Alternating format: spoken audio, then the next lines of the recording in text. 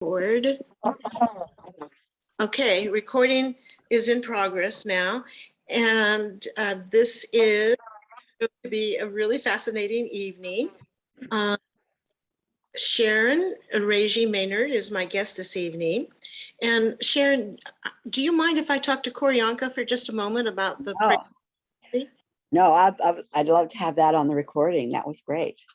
Okay, great. So Koryanka, this afternoon at 4 my time, you had a gathering of beautiful women from all over the world, and we did a prayer for humanity. Can you tell us a little bit about that?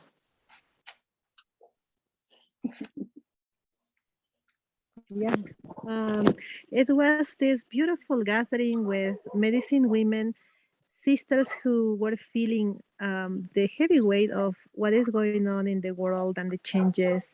And we wanted to get together to pray together for humanity and uplift each other. So the topic today was the healing balm for the heart. And everyone lended her energy, and we did this beautiful shamanic sound bath where everyone sent love and light, healing light to the world. And we did it as a group. We were a big group, around 50 or so women, and more will be listening to the recording because really the number that signed up was pretty big. And a lot of them couldn't make it because it was very late at night for them in Europe and other parts of the world. But yes, it was pretty powerful when women get together, and especially women with a sacred purpose to serve and bring the light and love, bring their medicine. So yeah, it's super amazing. Like I'm happy to do this all over again next month with Dawn and the following gatherings we'll have. You mentioned that you went into a trance when you were chanting, and I just want to let you know it was wonderful. I think I went into a trance as well, and then, so thank you for that chanting. Oh, it was a beautiful co-creation. Yes, a lot happens. A lot happens energetically when we are together with one purpose, one heart, truly. Thank you, Juana. And thank you, Sharon, for giving me this time to share. Can I comment on that? Can I comment on that? Yes, yes, go ahead, Fred. So Koryanka, I think that is incredible. And when I'm hearing you say that, I'm thinking of what a disaster this world is because of the leaders that we have. And maybe women are going to be our savior. And I'm thinking of this group that you're in, that you're doing, and I crave something like that. I think that men can be better, but I think we need to learn. We need to develop. And the only way we're going to do that, I think, is from each other, like you women are doing. But, you know, I guess it was 20 years ago, I was trying to find a book on men's development. How do men develop? And there was this thing called Iron John. And it was supposed to be about men transitioning into manhood. It was, you beat a drum, you hug each other, and you stand around in a circle and you tell each other that you're great. Didn't do it, for me anyhow. So I don't know of any groups of men that do the kind of thing you're talking about, that organize for the betterment of everybody. Do you or anybody know of anything like that? I think about Agape Church from California. There is a reverend that is pretty famous from Agape Church, and he's a great spiritual leader. You might want to listen to him. Find him online. He has recordings of church gatherings. It's a very spiritual, non-religious, not traditional church gatherings, and he's very inspirational. A really good guy. So that might be a good way to start. Yeah, that's Michael.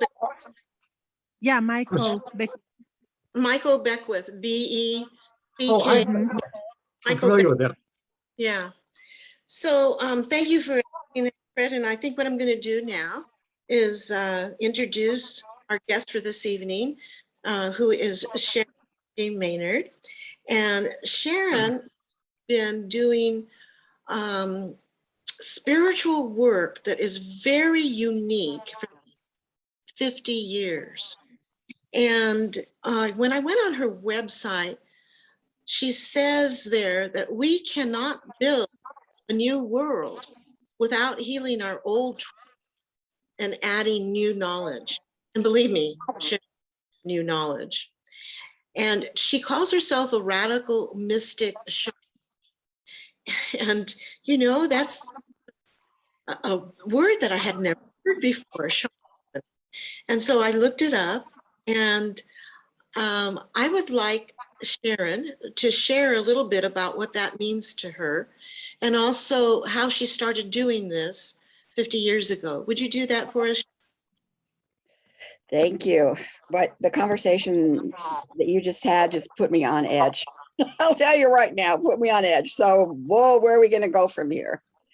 It was in 1971. I was in a very traditional patriarchal church, having lots of children, when I was introduced by listening to a conversation given to my husband about how to connect with God and never make a mistake. Because in our congregation, the men got information from God for their families, and the women listened to the husbands.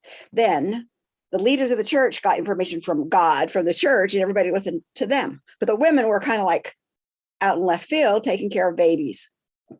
So I'm very curious, and I listened in on that conversation, and very simple. We hear it now. It would be like, get yourself quiet, do a little meditative, breathe easy, do a download to God, and ask one question and listen for the answer and write it down. And I did, and it worked. And I wasn't a man. So I used that from 71 until 75 in relationship to my family, because it was okay if I could use it for my motherhood. In 75, my husband was killed in one car accident, which left me with 8 babies under 18.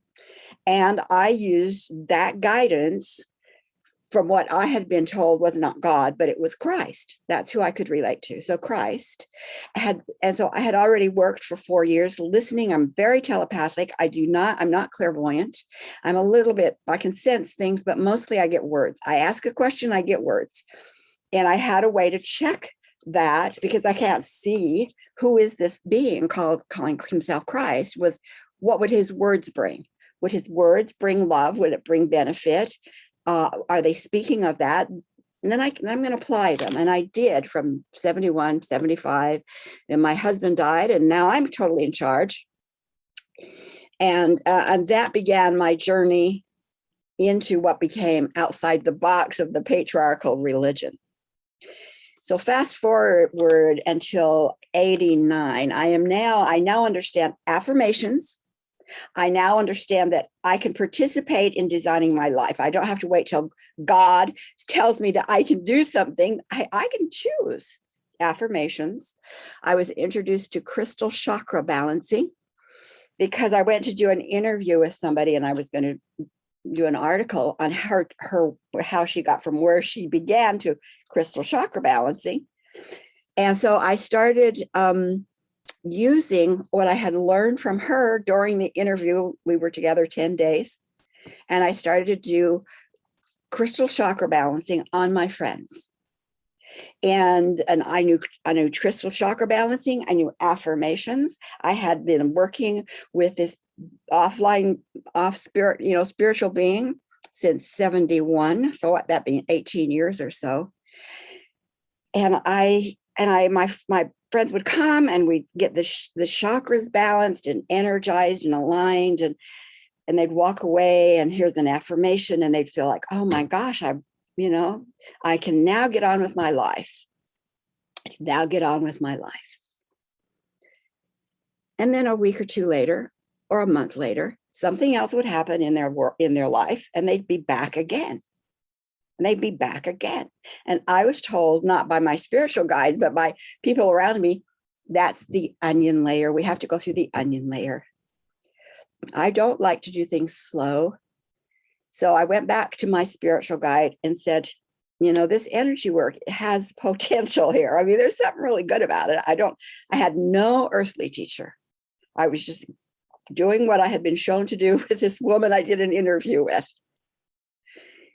But this repeating cycle back and forth of the onion layer is not going to cut it. We'll spend the rest of our incarnation just coming back every time we get triggered. The onion layer, no, I'm not going to do it that way. I want to go to learn from someone how to get to the core of the onion, eliminate the core. But the way I said it was, I want to go to be taken to where I can get to the cause of humanity's cycling in pain. Because if we could take the sliver out, the wound heals. If we don't get the sliver out, wound will never heal. So I said, that's what I want to do. So where can I go learn that? And they said, it isn't being done anywhere on the planet. Anywhere on the planet. This was the early 90s. And I said, then what? And they said, if that's what you want to do, we are going to have to teach you, because there is information that has been hidden, that has been lost, that it's just not available on the planet. We're holding it.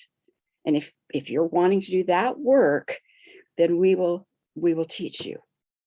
I said, I'm up for it. Get notebooks, they said. We'll bring you clients. Those clients will trigger questions. It was like a research project. So my teachers were all spiritual teachers. That's why I call myself a mystic. I didn't learn from anyone on the planet. I learned from those who are off planet that I had been working with for many, many years, very proven to me that their stability and their integrity. And it wasn't my pain that drove me, it was the pain that I saw around me. And I wasn't willing to stop. If the pain was still there, what don't I know? What more is there to know?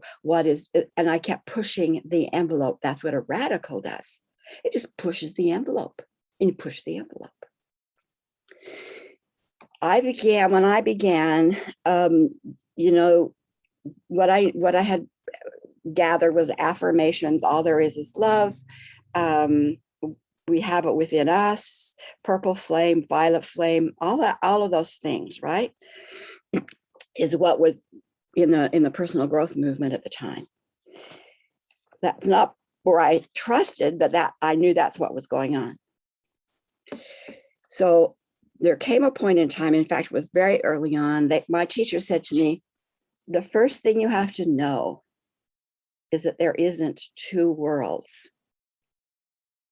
There isn't earth and then a place we call heaven. That's not the truth. There are 8 worlds. Okay, I said, binary. I had no idea what that meant. But it led me to understand, looking back, you go forward, learning piece by piece by piece. It's when you look back and you go like, oh, that's what they meant. And eventually they said, you have to understand the cause of the entrapment that humanity is in began in those worlds even before there was an earth. And then they showed me the entrapment. They showed me where we gave our power away. They showed me the violence that had happened there. They showed me the deceit that existed in worlds 2, 3, 4, 5, 6, 7, and how it was, we were entrapped by those who had chosen agendas to dominate and to use other people's energies and other people's creations. That there were groups of beings that had not chosen an agenda aligned to good. Those in our family, yes, joy, peace, leadership, clarity, love, etc.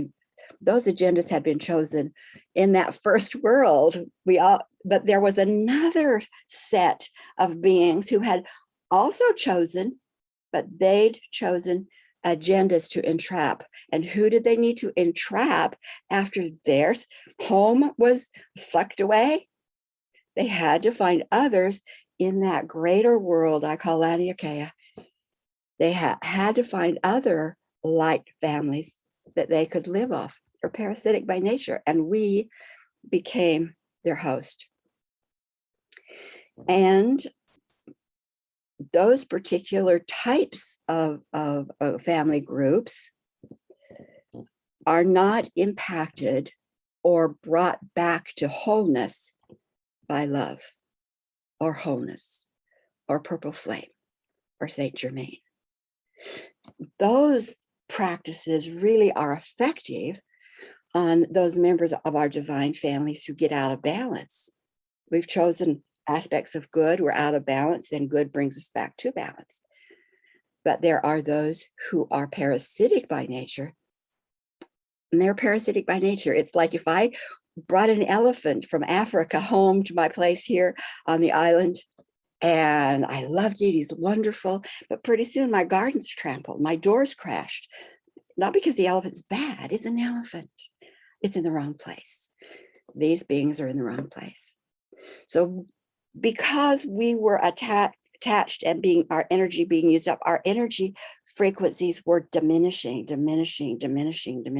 We were dying. So the only reason for this earth is the mission to stop us from dying. And that's what's very unique about, beyond that, what's unique about my work is to understand the mission for this earth.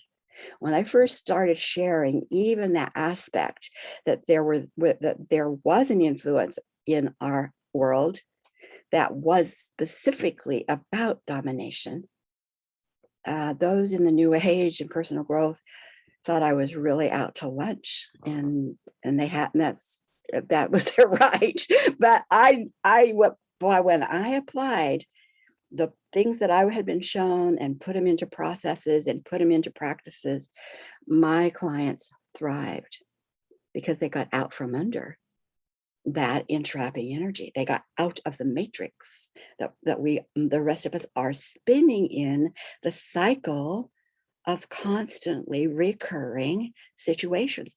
And we have it here on the planet because it's followed us. But it didn't begin in the planet. It didn't begin in early childhood. It didn't begin as a genetic woundedness. It happened in the galactic worlds. And that's where I had to go in order to free my client on the table. We had to be shown where in those galactic worlds there was a wounding or a contract or some entrapment that was still keeping her or him cycling in pain. So that was a big part of understanding this bigger picture. But in relationship to men and women, Fred, that came up. Another thing that when I began to ask of my client, when a client would come to me, I connect to their higher self. I connect to their guidance team. They have a team just as I do. And one of the things that I found valuable was to ask if this client had kind of a bigger picture goal. It wasn't like, oh, I'm going to be a massage therapist or I'm going to be a teacher, but a bigger picture goal. And all of us, I found we all have a bigger picture goal. I call it assigned vibration. We choose it. And the assigned vibration might be, in this lifetime, I am going to get myself restored to my essence of joy. And in that choosing of the outcome of joy, all the things that they had experienced, stored, brought in with them, contrary, that would stop joy from happening, that became their healing journey. I'm going to have joy in this lifetime. Then this is in the way, this is in the way, this is in the way. And so healing had to be done. So I had a brilliant idea one time. And I said to my team, because I thought, I wonder if there is a purpose why a soul would come into a male bodysuit or a female bodysuit, because souls are souls. They don't need this body. They need the body when they're on the earth. So this is an unusual experience. And so I thought to myself, I wonder if there's a reason we would choose that. And I thought that's kind of ridiculous because there's so many options, whether you're in a male body or female body. I don't think there would be a reason and overall, but nevertheless, I teach my students never assume anything. You get your connection going, you ask questions. What does this mean about you? Or what, this is where you get your answers. So I took it to my team and I said, is there an overall reason for a male body experience? And they said, there is. I went, what? They said, there is. I said, what is it? And they said, to nurture. To nurture from the heart. And I went, what? Okay, but what then is a soul coming into a female body? What's that female body assignment? And they said, to design cultures and be the leader. Mm. I went, boy, do we have that backwards. So Fred, when you said, we ought to turn it over to women, women should have been in charge the whole time, and it was intended we be in charge the whole time. And that plan got discovered. DNA, the wiring for the bodysuit, was crippled. Men were disconnected from their heart center. Women were disconnected from their solar plexus center, which is the voice of authority. So we've been walking around in crippled bodysuits, trying to do our divine work in bodysuits that don't naturally have the wiring to help us do it. That's changing. That's changing. So as we put the plan together, so here we are, we're now in the seventh world. And so you as a soul have a divine family. I mean, you did not extend from home into that first world individualized. You were in a group, collective family, maybe millions in that group family. And in that group family, you had coalesced with that group around a specific idea, a concept. What would it be like to experience? And qualities weren't there: numbers, vibrations, colors, movement, nothing formed. So it would be like, okay, I want to experience, what would that, I love the sound of red. I want to really get in and experience that vibrational range of red. And I want blue, and I want yellow. So we chose to take a portion of all of that we are as wholenesses within that, the drops within the ocean, and extend from home to experience something, a part of our wholeness, not fractured, but a part of our wholeness. And we each did that. And so when I work with, and especially early on, but even now, working with one client on the table, because when I do my sessions in person, I do it on a massage table, fully clothed, with lots of stones and nature things around, because that shamanic, that's nature is really important for us here. What I would do is I connect with this person on the table. And that person on the table is a thread, a channel, directly to millions in their family, in the galactic worlds. So even though that family up there was extremely injured and still injured or contracted and constricted, one of their members had chosen to volunteer on this mission to extend onto this planet we call Earth, in order to try and free the entire family. So with one person here, we could connect and impact millions. And that's different also in what I call the tag work. The information that I was given and been given over these years, and it continues to come, it continues to evolve. I put into a system I call the TAG system of healing and education. When I first had some processes we put together, I knew it wasn't just energy work. I didn't know what it was. I mean, I had to make up words at first because I didn't know. You know, they'd give me information, I'd put it into something, and I don't know, I'll make up a word. I made up a word, but I couldn't find a word to say what this system is. You know, you've got Reiki, you know, you got hands of touch or touching hands or whatever that was, but I had no word. So I finally, after trying to be, you know, bring it through my mind, I finally said to my team, I can't come up with a word. Do you guys have a word for this work? Well, of course they did. They said it's R-E-A-N, Rieanne. And I said to you guys, I mean, these souls, I mean, they have a sense of humor. And I thought they were kidding, because who would say Rieanne? I do Rieanne. What does that mean? I don't know, Rieanne. So I just left the note on the table and came back next day and looking at it on my desk, and I went, aha, I know what they're saying. They are just saying the end result. This work is at one now, instant healing. I went, okay, Rieanne.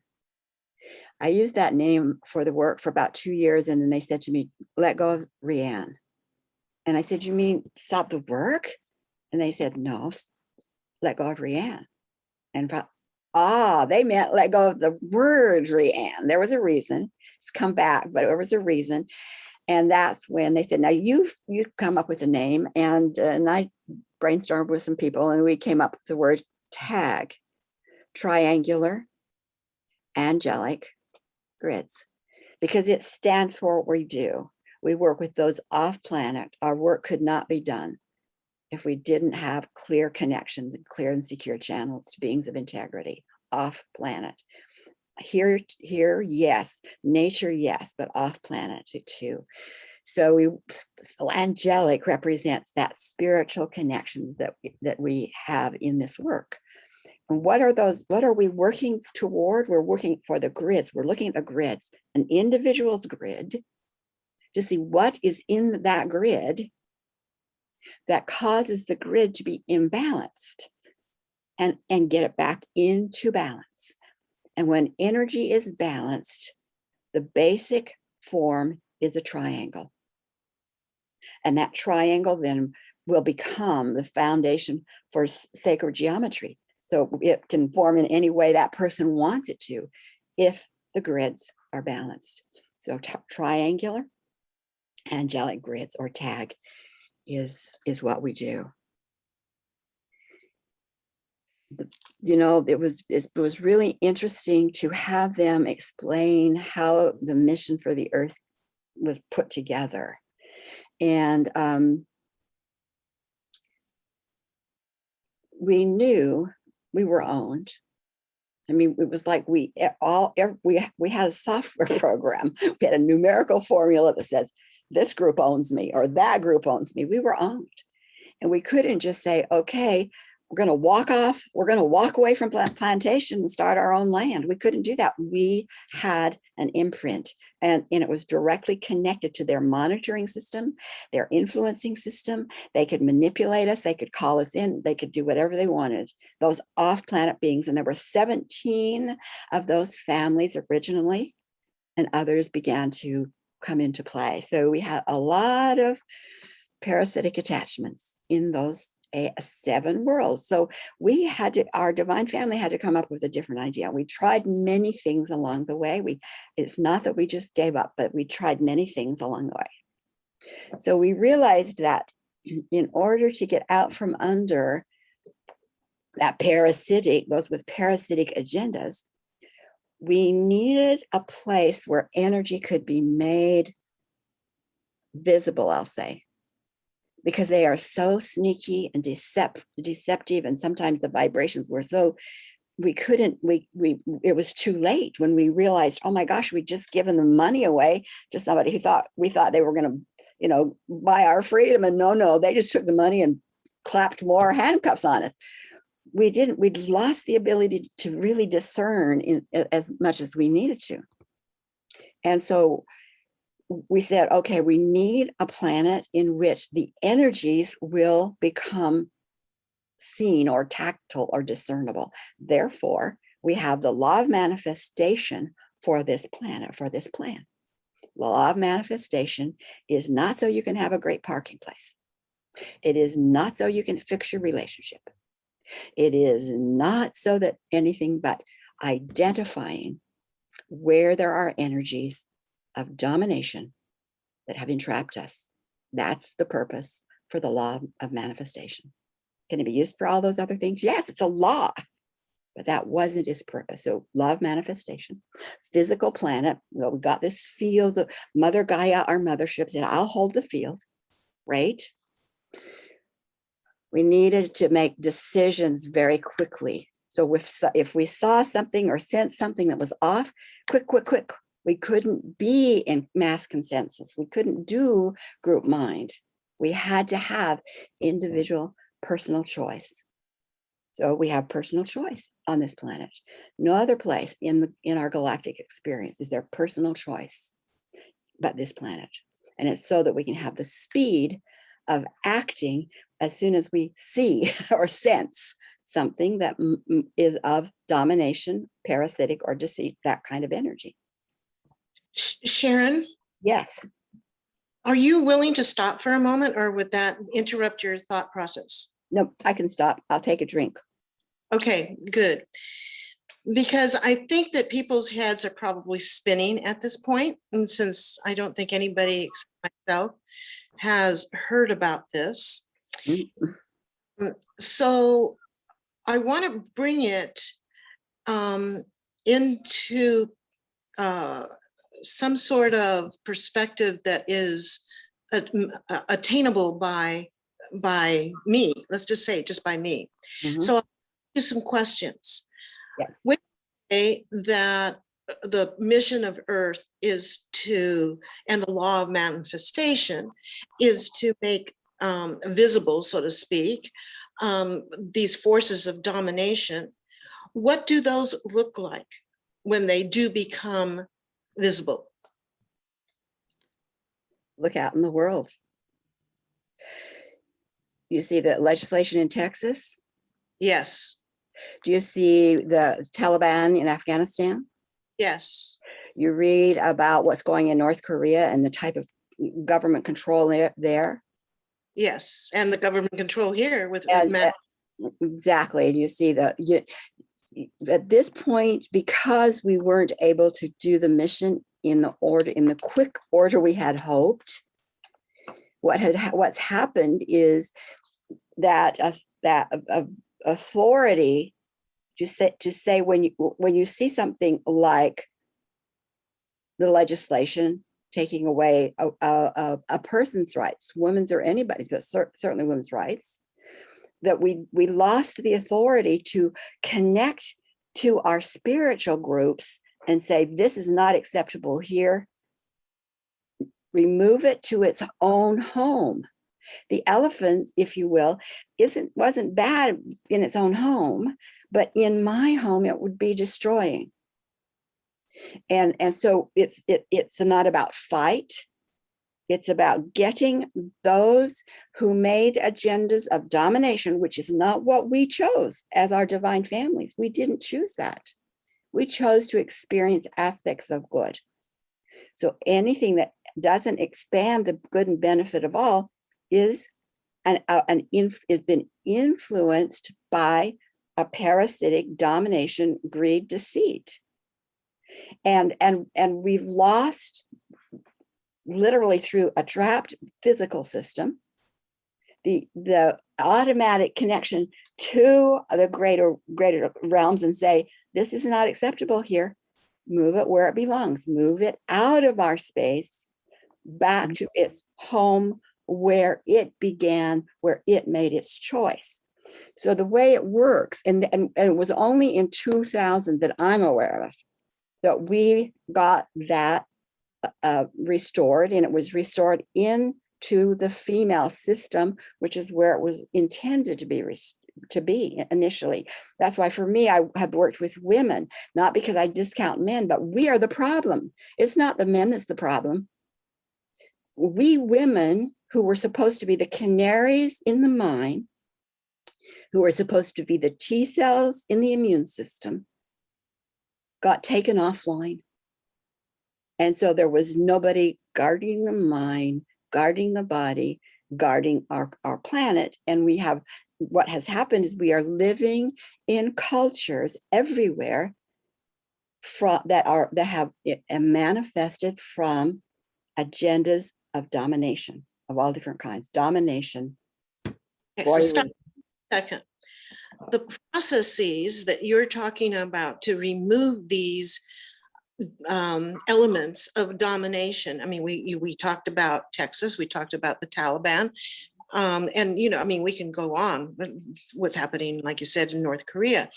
How can a woman or a group of women do processes that will restore freedom, that will restore balance, that will restore good? What power do we have to do that? To me, it's almost like when you talk about Korea, or when you talk about these forced vaccinations that are happening in California, for instance, is one of 4 states. That is beyond my quote unquote control, or is it? No. Okay, tell me. The law says that energy that's in our space is going to manifest in some form. If it's showing up, it's in our mass space, right? It's energy. It begins in energy. It also says that you have the right to ask and receive. We just haven't known what that meant. So you individually, all of us at this point in time, have the right to ask and receive. We've been asking our elected officials, we've been asking our religious leaders, we've been asking our partners, we've been asking, but this is where we need to ask in those situations. So in my work, and I work with circles of women, we've been together for many, many years and work extensively in the galactic world first. So I know how effective it is. So here's the process. You see or sense something that feels off. I don't care. It doesn't have to even be big. We had intended to get these energies. It was just when we felt like, ooh, I can smell something's off. Well, it's big in our face now. And that sometimes is why we feel overwhelmed, I think. But as soon as you sense anything that's off, it's not your job to decide, is it 10% off? Is it 20% off? Because I'll tell you, everything in our world is being influenced to some degree by those parasitic agendas. The things that start out as good, if they're going to make a difference, they'll either be crushed or they'll be co-opted, and there'll be weavings of deceit in it to take it offline. That's how it's been. So if you see or sense anything that feels like off, this is what you do. You have the power, one person, it's not 100th monkey here, one person. Just say to your, you can just speak it, even though you may not feel the connections yet. You can grow to those connections. You just say, and the team I work with for this work is called PTO, guardian circle, all this energy field that I'm feeling over here in Texas, all around the legislation. You don't have to say, oh, it's so and so, it's so and so and so. So it has nothing to do with individuals as much as an energy field that gets swaying people. Is it media? I don't care. Guardian circle of media, guardian circle North Korea. It doesn't matter where you sense it, that feeling or the sight of it or the emotional reaction. PTO, place a guardian circle around this energy configuration. Now, the PTO is composed of healers, those that can contain space so that because the energy of a deception has been big with the outsiders, and they kind of slip away and be in other space that contain. And then there are beings who have extremely sensitive noses, if you will, and they will identify if they'll go through that entire field, like brushing out the hair, go through that entire field. If there's any hint of an outsider vibration at any level, they will contain it, neutralize it, and move it back to its home where it made its beginning choice to be dominating. It takes it back. Okay, let me stop you again, because this is a huge job. I mean, we're talking about a massive job. There is so much that is off vibrationally on this planet right now that it's, I mean, where do you start? Now, you started, let's say, with Texas. Again, that is a huge task to move this energy in a more balanced way. I mean, when we're talking Texas, I want to be, I don't want to assume anything. I want to be clear that we're talking about the legislation around being able to vote, the restrictions about voting. Is that what you were talking about when you said? I'm talking about I'm talking about any legislation that assumes ownership over the female bodysuit. Okay, so you were talking about abortion then. Yeah. Ownership of the bodysuit is what I'm talking about, and they call it abortion, but it's the bodysuit ownership. But you see, it's not a big job, Juana. You speak it. Boom, you speak it. You're the point. We, on the physical body, we are the most powerful place. There is no more powerful place to be, to make a change, call for healing, than in a physical bodysuit in this present moment.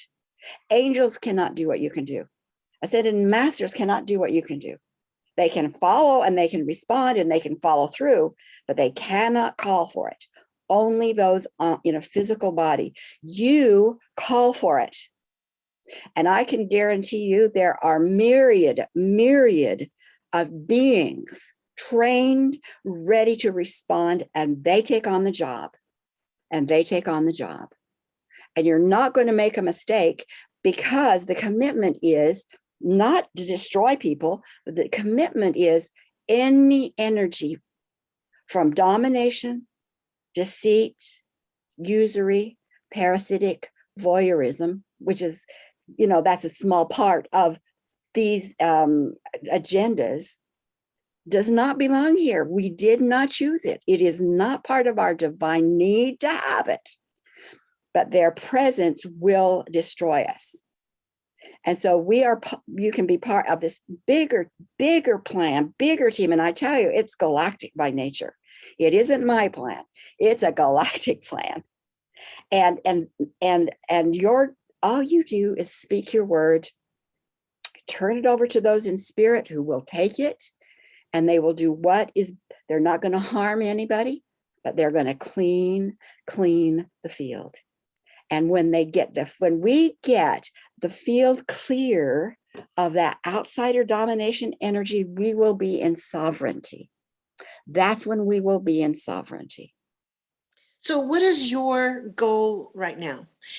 Given that you talk about domination, and I know that there are very few mandated vaccinations, but at the very core of that, and this is worldwide now, the pandemic has taken humanity on a worldwide trip, because it's touching every single country.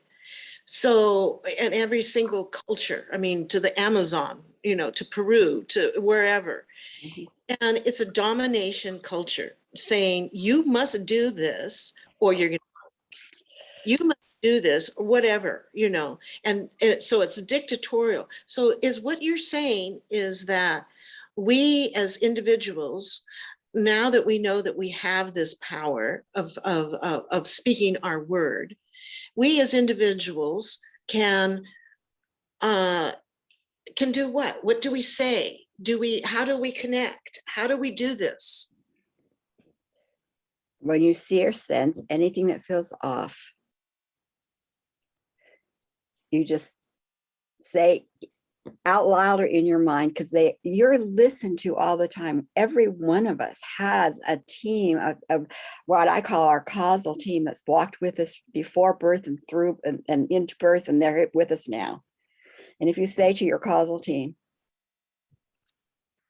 put a guardian circle around this situation, something's off there.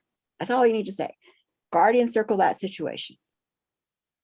That brings in that whole protocol of putting a cocoon, bringing in secure channels of love and light to expand what in there is love and light, expand.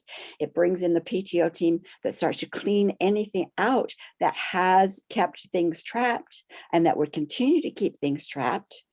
Another thing you could just say is, hey, I don't know what's going on over there. Deep six also activates the guardian circle and activates the process of eliminating. It gives those off-planet beings who are trained, who are ready, we've been doing this work since 2000.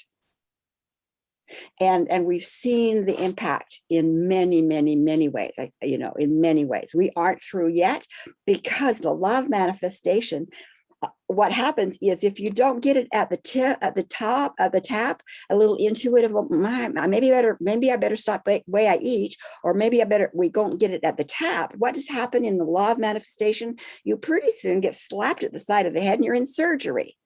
The same thing has happened with these cultures. These cultures of domination with what, with your example, the vaccine and the pandemic is not new. Of course, of course they're behind it. Of course they are. What do? You call in those in the spiritual world who have the ability and the assignment to answer your request and say, yes, we're going to work here, and we're going to work here and work here. Anything in that space that is valuable will be left. Anything that's going to enhance life will be left. Everything that diminishes life, that destroys, parasitic by nature, will be moved to where they belong, back where they made the choice. That's where they belong. And how many, you said PTO, first of all, let's define some terms. And then how many people are in your tag teams? Is this a worldwide organization? What is this? The tag teams are galactically, and the bigger amount of who we work with are in the spiritual realms, because that's where we have the power to get to cause. Cause isn't here, that's the symptom. And if we only play with what's here, it'll just get bigger. It's what happens, right? So when I say the tag teams or the PTO or whatever, those beings exist in the spiritual realm. They meet certain criteria. We vet them all. And the people that I work with on the planet are people who I've found or who find me, and we are probably maybe 30 in number. And I don't care. It doesn't take a lot. It doesn't take a lot. But what's happening? What is PTO? Define PTO? I will. The PTO is not an acronym. It's not like tag. What happened is I was through dreams and other things, I was shown in the mid 90s that my work was drawing the attention of something was really dangerous. I didn't know about the outsiders then. Okay. So they said, so we first put together a program of invisibility so that we could be invisible. My clients would be invisible. So the work that wouldn't shine so much. But I soon was visited by a group from off planet and out of our galactic family. And all these terms I know are very, kind of new, but they had never been entrapped because their sensitivity their boundaries were so sensitive. They were so careful about who could come in and who couldn't come in. They were never deceived. So they had great awareness at any level of the parasitic outsiders.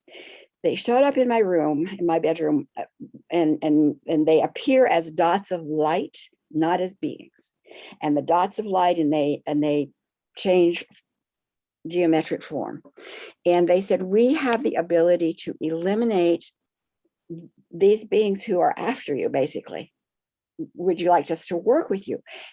They were, that's a big thing right there. They didn't come and said, we will work with you. They said, we have this ability and we will work with you if you want us to. Personal choice. If you have somebody coming in any part of your life that says, this is what we're going to do and I'm going to do it, red flag. No, personal choice. So I turned to my spiritual teachers that I've been with, you know, for, I don't know, 20 plus years. And I said, do you know these beings? Because I don't. They're new to me. And they said, yes, we absolutely know them. We know of them. And I said, should we work with them? They said, we absolutely. So we put together a team, and it ended up being called PTO. And it was a team that was composed of the tag healers who could take the grids and bring them back into balance. It was a group I call the Plutonian family, because they could hold the boundaries, they could hold the space. So if it were something over here that fell off, we could hold that space, contain. And then these beings, and they've never wanted to be named, nor do they want to, you know, their planet, their place is way outside what we even are aware of. And so then they will come in and go through the space to identify, neutralize, and remove any hint, vibrational hint form of any kind that is of domination agenda. That team, and there's multiples now. I call them the PTO just because I called them the PTO. And they respond. Deep Six, they respond to that. Guardian Circle, they respond to that. So And is anything that you want to, I mean, I think, I don't really know what other people think who are on this call, really. But is there, I would like to open it up to find out what they are thinking and if they have any questions. But before I do that, I want to know, is there something that you would like to say more of before we open it up? no, that's a lot. I mean, you know, I think for me, if individuals walk away with the understanding that they have the authority, it's been restored, they have the authority, and that authority is a single voice. And the first job we have is to, anything that feels off in any way, is to call in the PTO, in my work called the PTO, and say, Deep Six, that area, something's over there, something's off, PTO. If that's the takeaway, I am pleased. Okay, great. Does anybody have any questions? I'm dying to ask a question. I knew you, can't. Pardon me? go ahead. Wow, Sharon. I know it doesn't work with your agenda, I'm assuming, but when I'm listening to somebody talk and they say something, I hear what they're saying and I have thoughts about what they're saying and questions about what they're saying. And when I don't get to answer those kind of get lost. Now, I took some notes, but I don't know if I can go back and find that stuff. Would that work, me interrupting you? Yeah, it would. Yeah, it would. It would work. Mhm. Would that work with you, Anna? Yeah, My name brain is- is, my name is Juana. I'm not quite sure, Fred, what you're asking, because I mean, Sharon I can has, explain it. okay, because, well, I mean, Sharon has spoken for quite a while and explained quite a bit of the system that she works with. So what is it that you actually do? I'm asking if, as she's explaining this, okay, she's been talking for about an hour. And during that hour, if at 7 minutes or 10 minutes into it, if I had a question, is it appropriate for me to ask the question?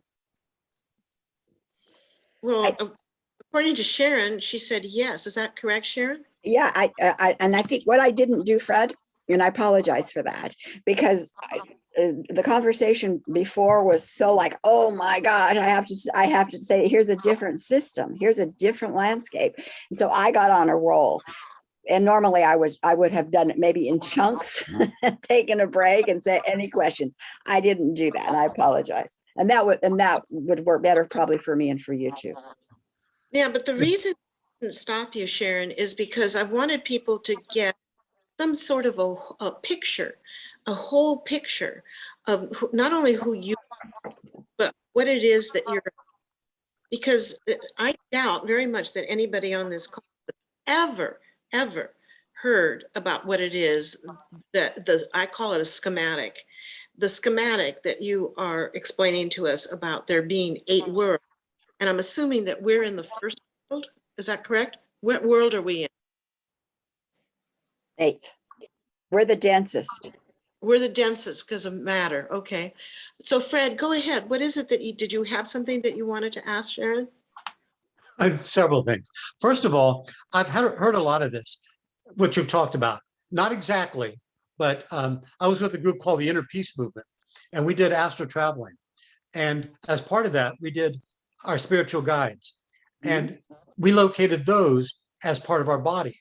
So we could ask a question, and a part of our body, we could feel the answer, and it would come to us. So somewhat similar to that.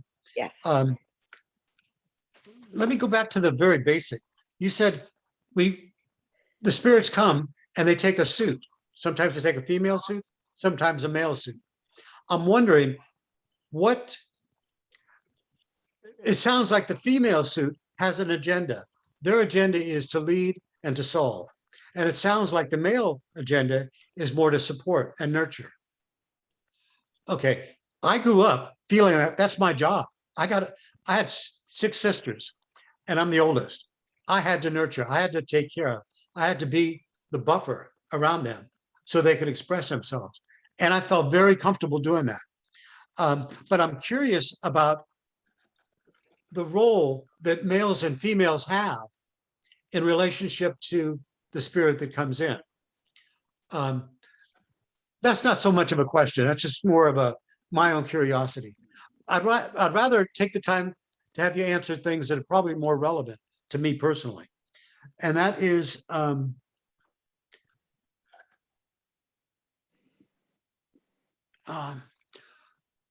you talked about the true nature, and I'm not sure about my notes, but the true nature of men is to nurture.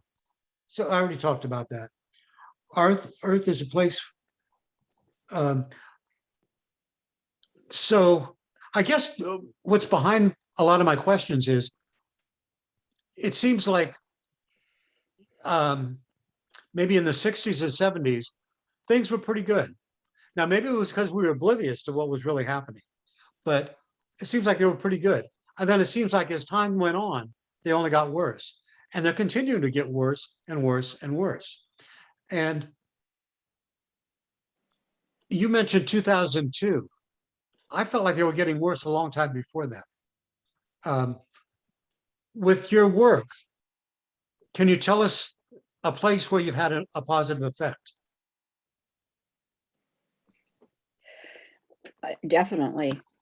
No, in 2000 is when the galactic information really began to open up and be really powerfully for me in ways I could share with others. You know, this has been around from the beginning. We've been on the planet 600,000 years, this mission force, 600,000 years. And the domination came in with us. It's nothing new. It's just getting bigger and bigger and bigger. When I work in some of the examples, again, you wouldn't be able to see into the galactic worlds, but you know, I that's one of the places when we first started working in 2000, the galactic worlds, the 7 worlds, were very fractured. A lot of pockets of constriction and families turned off, and it was really a place where those in the greater galactic system stayed away from us because we were kind of sticky. We were dangerous for other people, so they put a boundary between what was going on for us, because our galactic world was so upheavally, and so at this point the galactic worlds are pretty.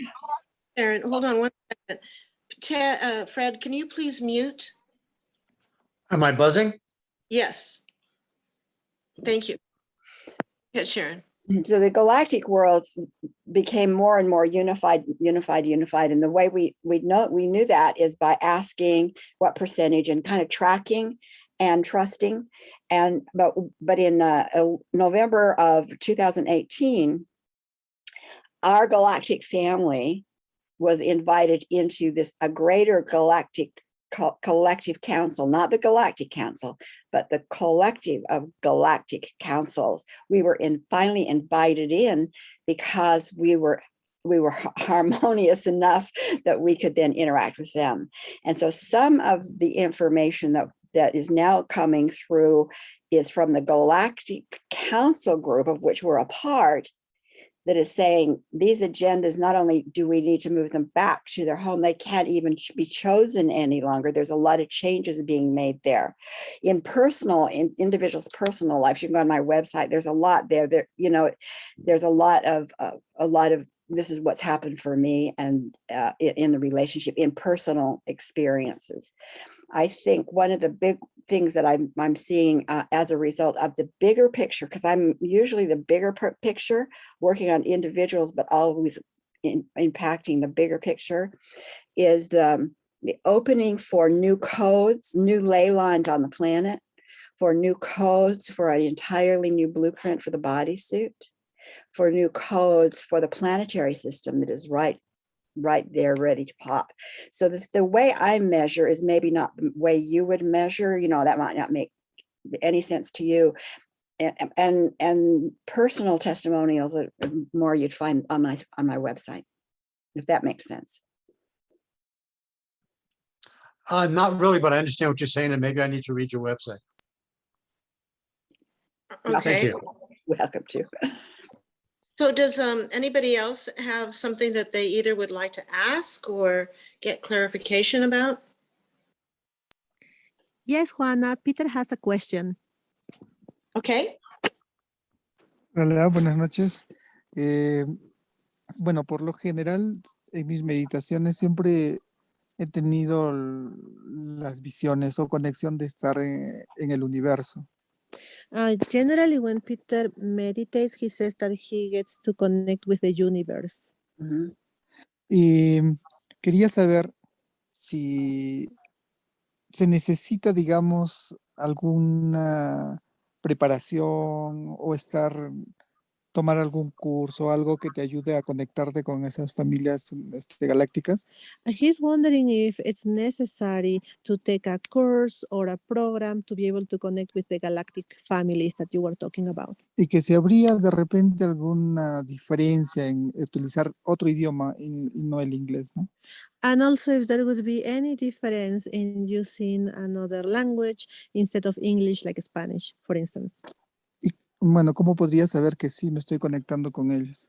And also he wants to know how he can tell he's actually connecting with them, that he's talking to the right people. Thank you. Thank you. Thank you. Well, I do have courses, of course. I do have courses, but I also do.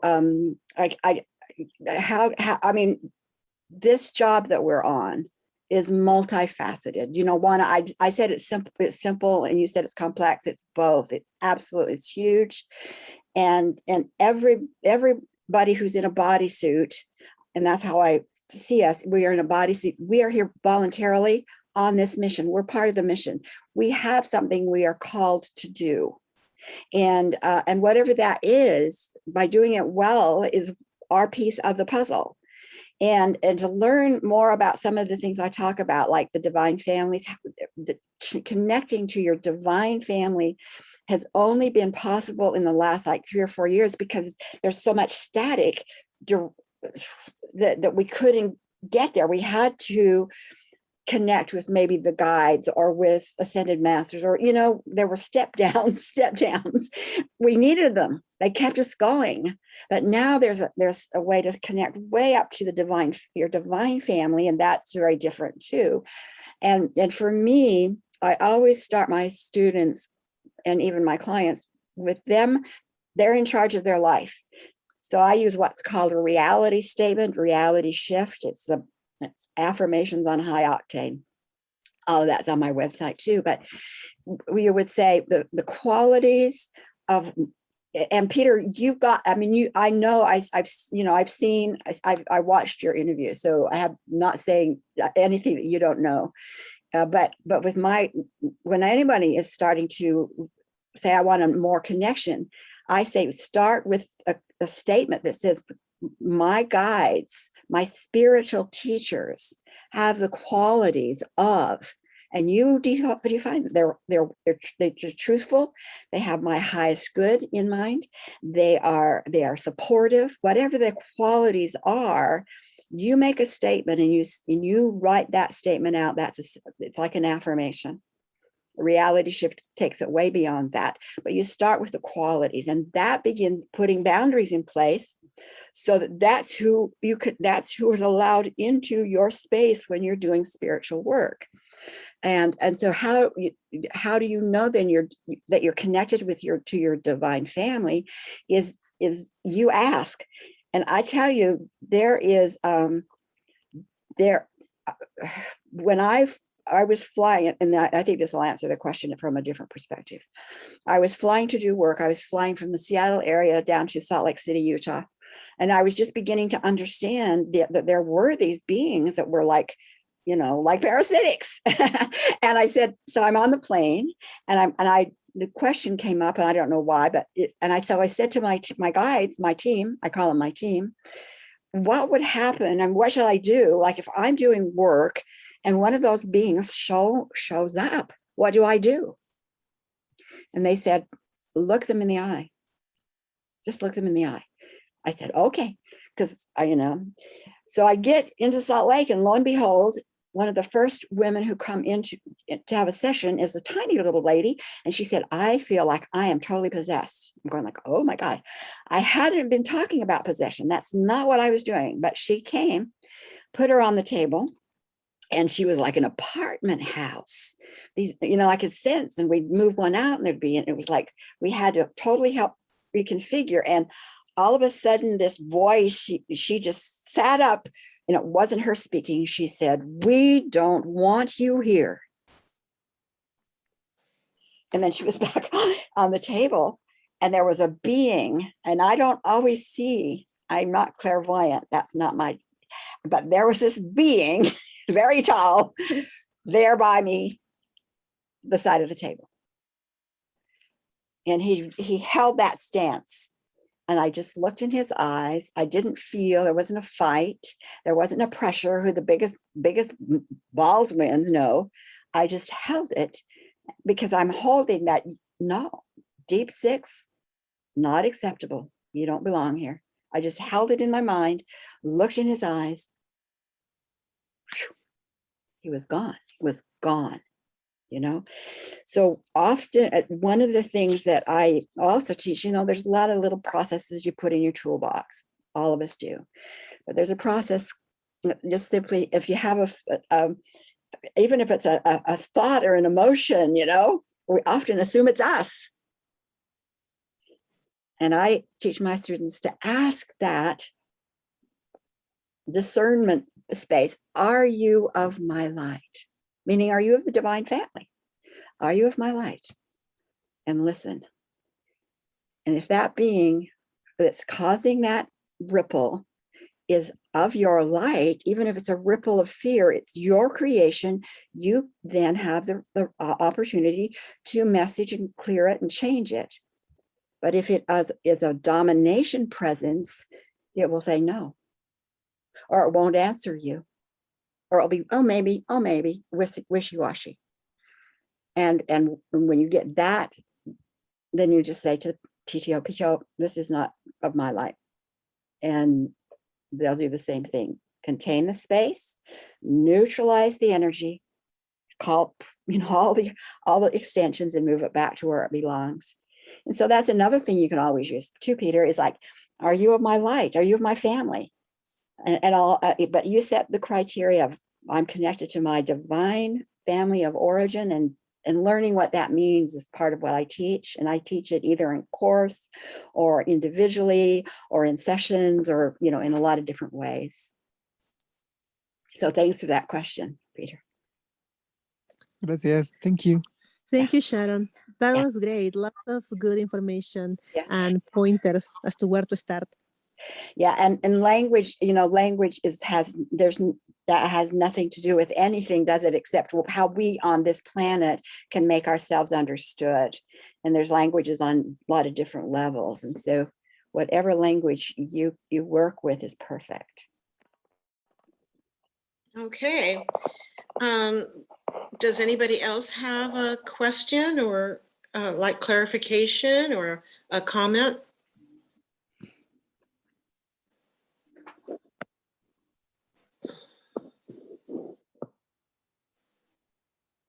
If I may, Juana, this is Pratima.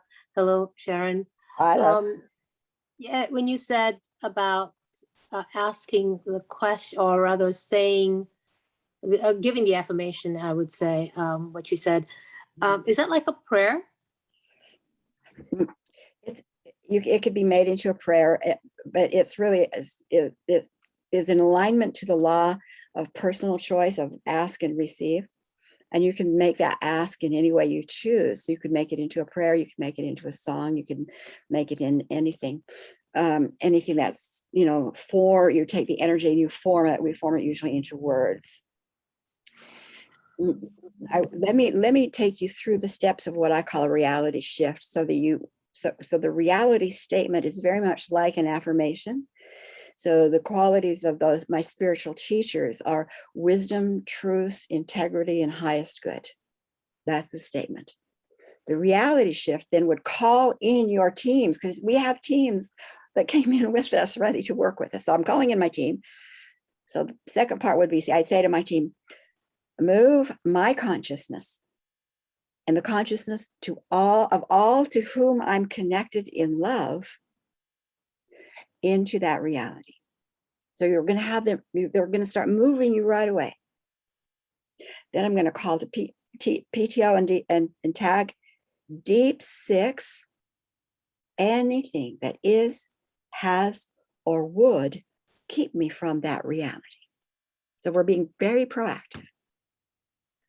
Then we're going to call to our causal team, those who helped us design our plan, who helped us put together a software program for our life causal team.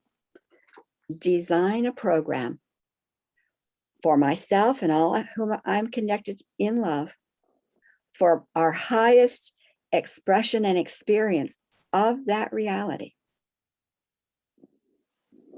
Download it into our first dimensional field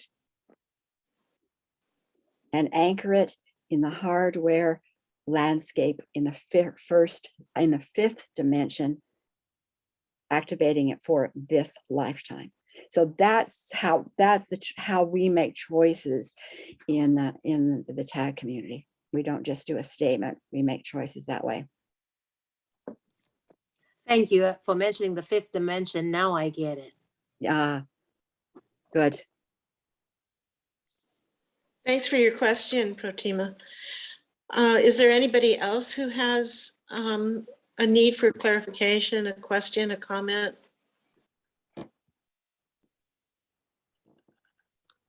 Yes, I have a question. Okay, go. This is Anna, and I just wanted. It was interesting when you mentioned about how we have an assignment or a mission from our galactic family, and just wanted to know, can you give an example of a mission and what to what extent that mission can be for a person coming here on Earth with the female or male body? Yeah, there's about all of those threads kind of come together. Divine family, there's 7 families. And each of those families chose an agenda, and that's an agenda for the entire group of millions. So one example would be to experience joy. That would be one type. What one family does have that as an agenda. When you, as a soul, decide you're going to incarnate, and whether you believe in reincarnation or not, when you incarnate, you make plans. You don't come haphazardly, and you come by choice. Being on the earth is a volunteer mission. You were not forced here. So when I talk about us in this, the assigned vibration or a purpose for this lifetime, that's a different thing. That's a personal, I call it assigned vibration. And usually it equates to a vibrational range. And so let's say that your assigned vibration for this lifetime is to understand what love is and what love is not. To get back into the harmony of love or balance, right? Because love has been used to hurt and harm and trap. So I want to get rid of all of, so this is what your thinking would be. I want to get rid of all the old patterns, the old storages, the old assumptions that I have experienced in my lifetime or my family's lifetime that has made love so muddy, so unsafe. And so part of your experiences here would be you would have experiences of unsafety in love or love doesn't work to give you the opportunity to clear up the old storage. Nope, I'm not going to keep that one. That's your personal journey of healing. That doesn't have to do with the outsiders. The outsiders don't want us to even get to our journey of healing. That's why we want to get sovereignty, so we don't have them interfering and messing around and keeping us deceived. We want them out of the way. And then what we have wanted to do and tried to do all along, which is get ourselves back into resonance with our true nature of aspects of good and harmony, which is who we are as divine beings. And so that's a personal journey. And that's usually activated by what I call the assigned vibration for this lifetime. So it's two different things. Does that answer your question, Anna? Yes, thank you. That was perfect. Okay, thank you for asking. Is there anybody else who has a question or needs clarification?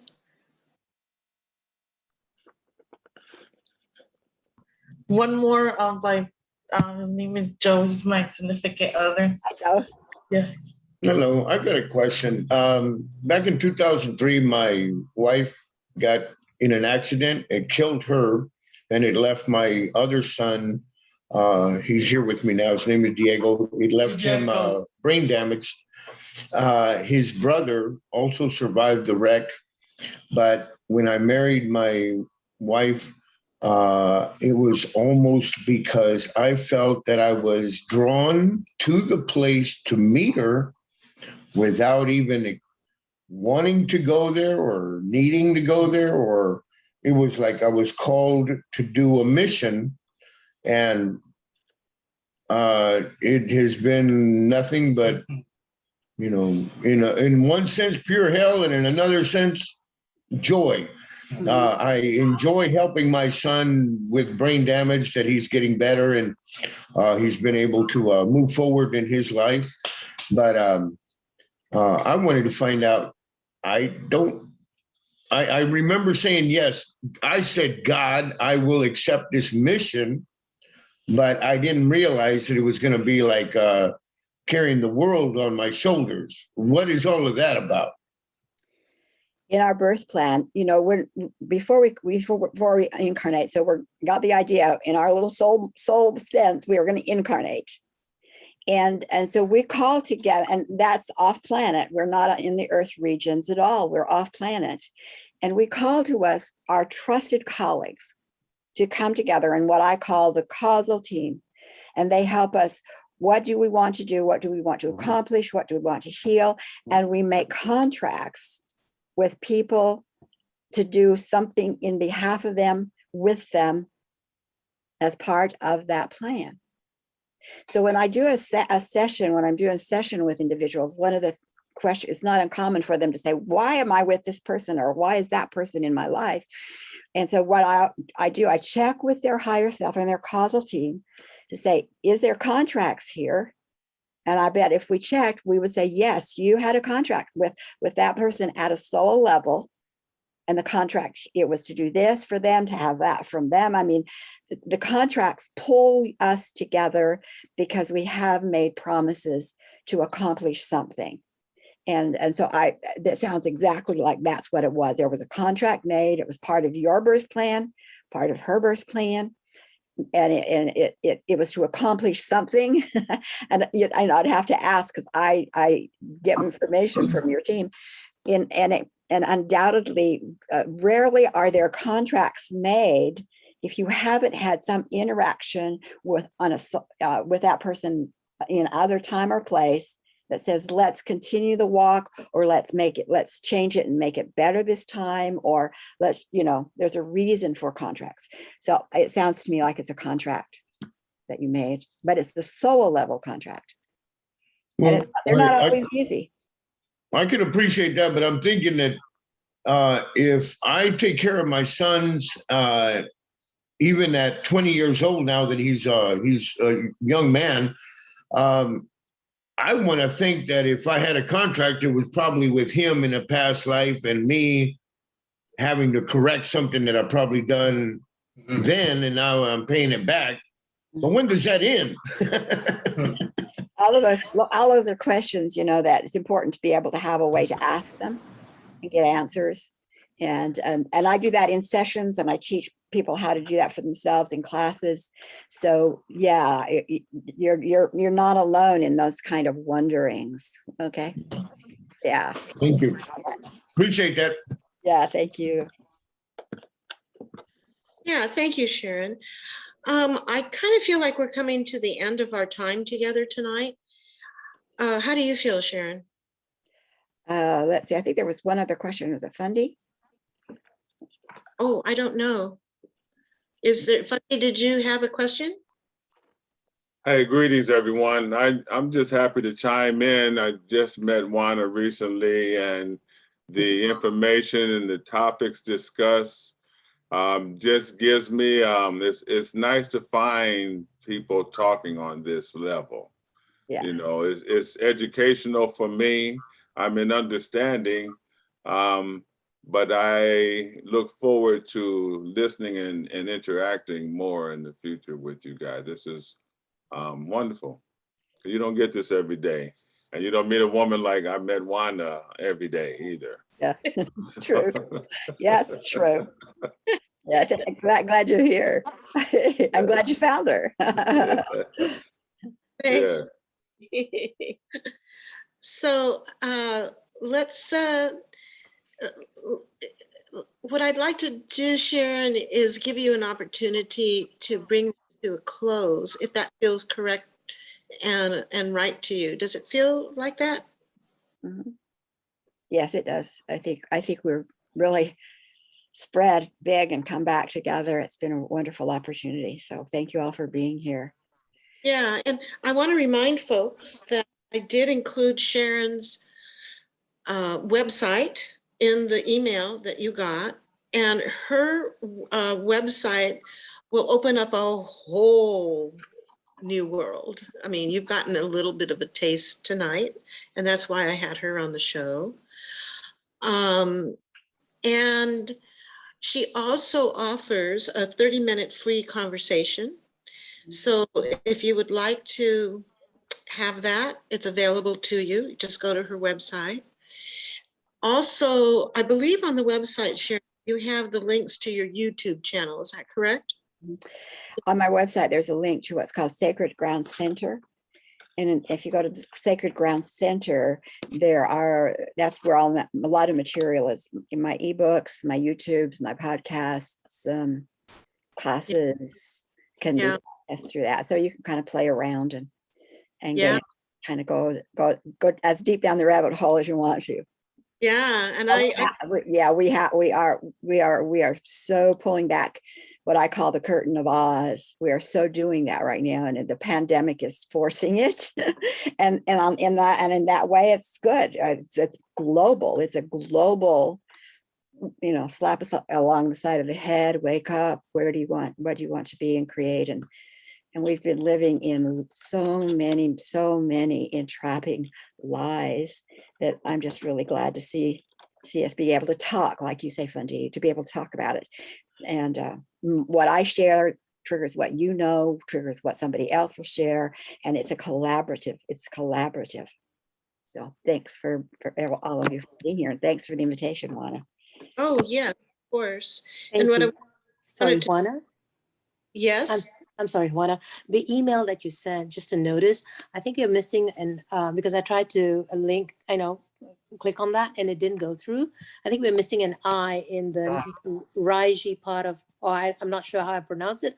Riegie. I think we're missing the I on it. If you'd want to correct that. But thank you again so much, Sharon and Juana, to everybody.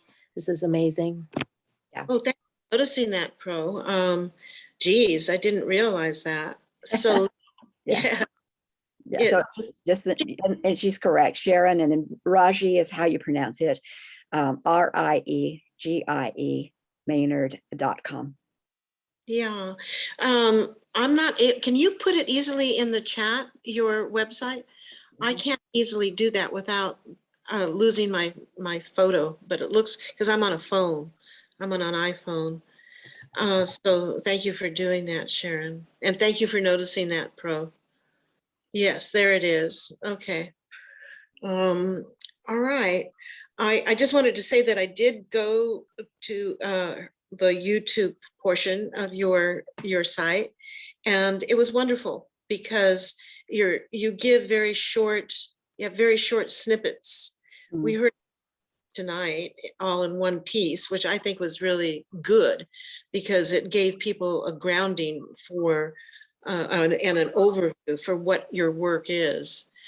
And so, thank you. Thank you for sharing that with us tonight. Been great. Thank you. Yeah, because I know it's late there. You're 2 hours. No, I'm right along with you, Juana. I'm just like an early bird usually.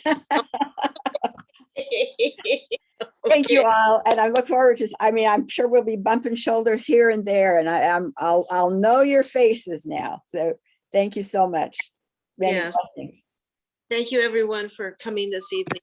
It's been a fascinating, very satisfying for me evening, and especially during this time on our planet when there's so much chaos, diversity, pain, suffering. There's a lot of that going on right now. Families being torn apart, and it's just, there's a lot, that's for sure. So thank you, everybody. And thank you, Sharon. Yeah, thank you, Juana. Yes. Okay, everyone. Good night. Night. Thank you. Night. Thank you so Bye. much, Sharon. Good night. Thank you, Sharon, Juan. yeah. Thanks again. Yes. That was interesting, Yvette.